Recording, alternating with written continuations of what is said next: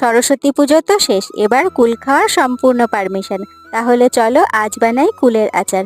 প্রথমেই আমি বাজার থেকে টক কুল কিনে এনেছিলাম।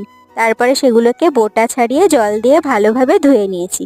এরপর 2-3 দিন ধরে রোদে ভালো করে শুকিয়ে নিয়েছি।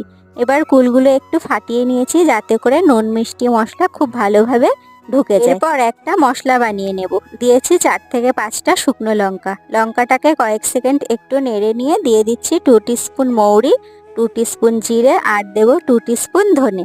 এসবগুলোকে সুন্দর গন্ধ বের হওয়া পর্যন্ত ভাজা হয়ে গেলে এবার গুঁড়ো করে নিয়েছি। এবার একটা প্যান বসিয়ে তাতে দিয়ে দিলাম 500 গ্রাম মতন গুড়, দিয়েছি সামান্য জল। জল ও গুড় ভালোভাবে মিশে এরকম ফেনা হয়ে আসলেই দিয়ে দেবো ফাটিয়ে রাখা কুলটাকে ভালোভাবে গুড়ের সাথে মিশিয়ে দিয়ে দিয়েছি 1 টিস্পুন নুন। নুন মিশিয়ে একটু গাঢ় হয়ে আসলেই ভাজা মশলার গুঁড়ো দিয়ে খুব ভালো করে মিশিয়ে নিলেই তৈরি কুলের আচার। কি জিভে জল আসলো তো।